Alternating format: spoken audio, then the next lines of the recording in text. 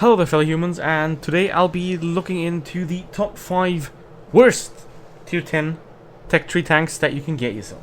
And we start off with number 5, and that is the T110E4. Now, why is this thing on the list?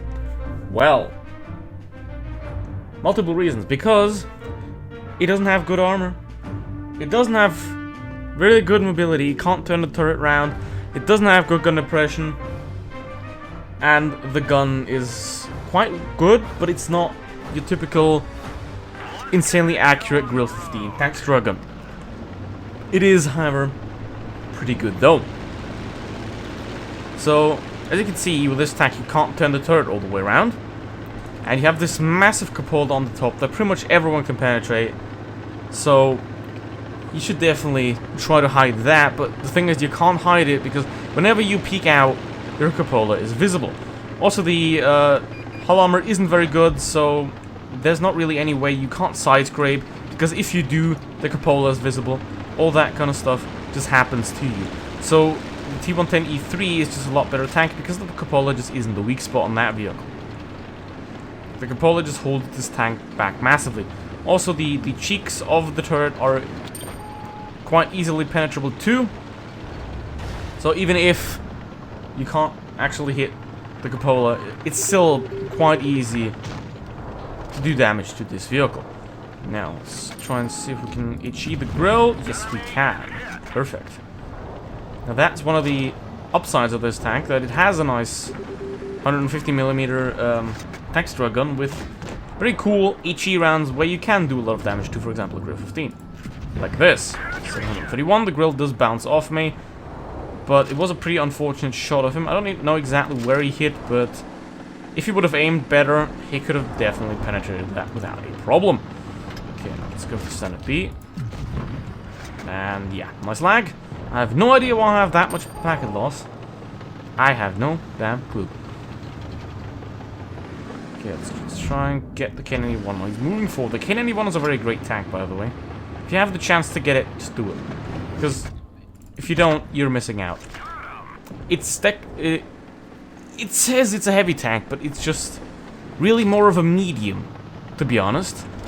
Because it's very fast, and the armor isn't that good, and it has a very, very nice 3 on 10 alpha damage or a loader. Either way, that's not the tank we're talking about today. We're talking about the T110E4 right now. And this thing, well, it's not really good in anything. It's not like the E5, where the E5's average at everything, which makes it great. This tank isn't good at anything, which makes it bad. But again, this is number 5 on the list, so there are quite a few tanks that are worse than this. Number 4, we have the Object 263.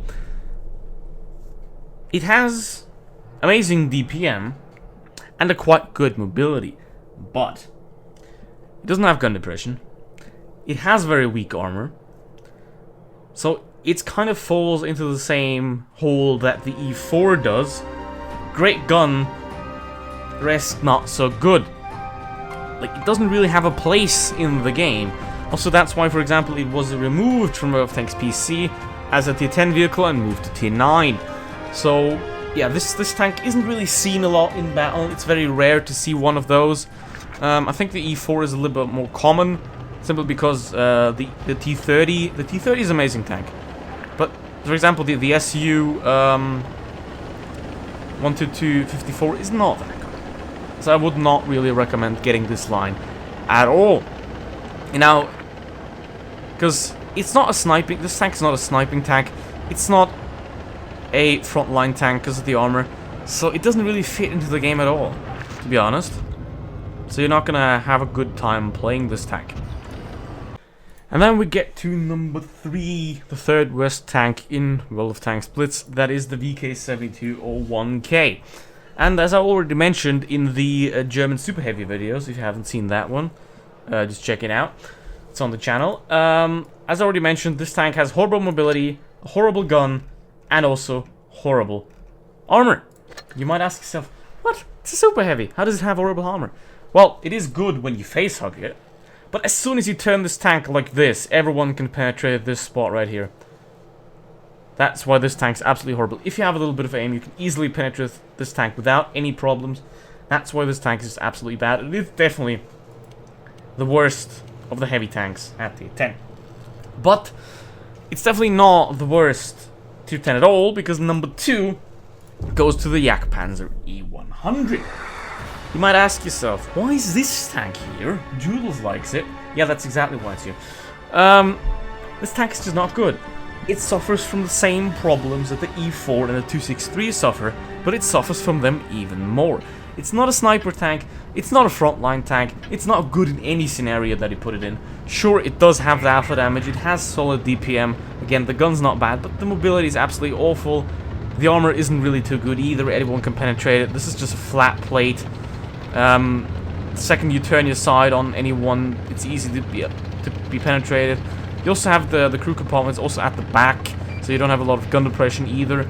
So it just suffers from the same problems than the E4 and the 263 suffer from, but it's just overall a lot worse tank. Like, for example, if I might camp with this thing now, but that it is where it can work well, but still. The second I get spotted, it doesn't have good camera rating. I'm in the bush, but I get spotted anyway.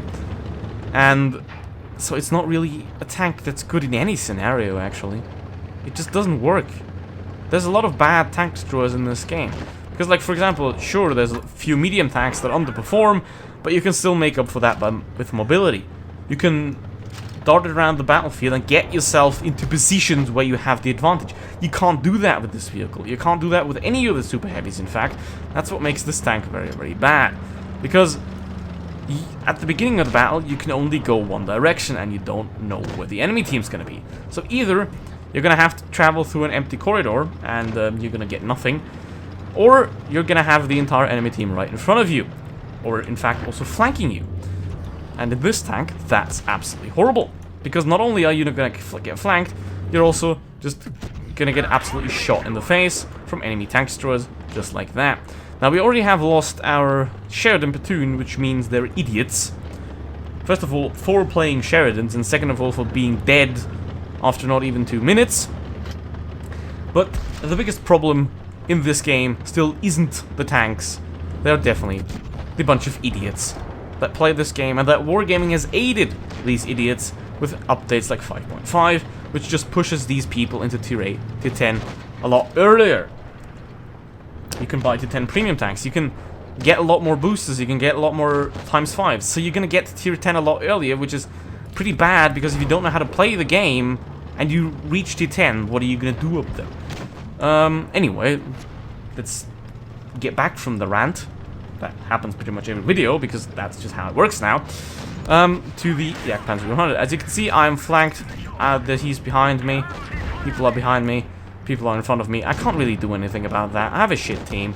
And that's just what these tanks suffer from the most. Slow tanks always suffer from bad teams, because you just can't reposition yourself. You can't get yourself into a better position. And that is why this tank is very, very bad. Like, it has a great gun, but it just can't use it right. That's why the Yak Panzer E100 is the second worst tank in the game. Now, before we get to the number 1, let's go through 2 honorable mentions. First honorable mention is the Batchat 25T. Simply because it doesn't have good armor, and it is quite undergunned for what it could be. In World of Tanks PC, it has a 1950 damage clip magazine. In Blitz, it's 900. The accuracy is pretty good, aim time's nice, but all in all, the Batchat is just a lot worse tank than, let's say, for example, a Vickers. So the title of worst light tank definitely goes to the Batchat. And then the second honorable mention will go to the Object 140. You might ask yourself, well, it's Russian, how can it be bad? It has 3,300 DPM, it has solid penetration, it has solid armor, it has... No! Honorable mention because, well, it's not a horrible tank. First of all, it got nerfed absolutely into the ground, so this thing is just a shadow of its former self, and not anymore what it used to be. This used to be my favorite tank, and a tank that I would call the best, but it simply isn't anymore. This, the Leopard, and the FE4202 sort of share the title for the worst tier 10 medium tank. and second worst would be the M48 Patton, sort of. But then we go to the worst of the worst, Tier 10 Tech Tree tanks, and that is the FV215-183. Why would you think that the 183 is the worst Tier 10, Mr. Martimator? You might ask yourself now, but the answer is quite simple. Do you want a tank that has no armor? Do you want a tank that has no mobility? Do you want a tank that has horrible reload? Do you want a tank that has horrible gun depression? Do you want a tank that has horrible accuracy? Do you want a tank that can only sometimes hit shot? Do you want a tank that, as soon as it shoots, is vulnerable for a third of a minute? Do you want that? I don't think so. The one thing this tank got going for itself is the alpha damage. It is an absolute one-trick pony, just like the mouse. However, the mouse's one key ability is to deflect shells of noobs. This key ability is to piss off everyone if you get hit for 1,300 damage with the Hesh rounds.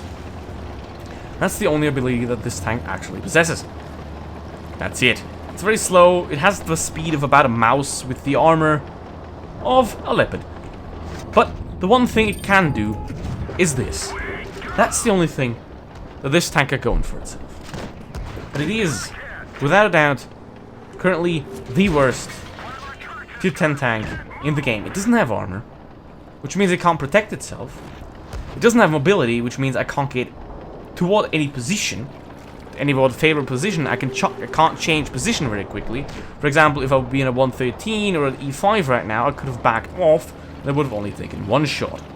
Or even, I could have been in a 268 or a Foch, and I would have just easily backed off and not taken any damage. Or I could have just turned and soaked up the damage, but I can't do that with this vehicle.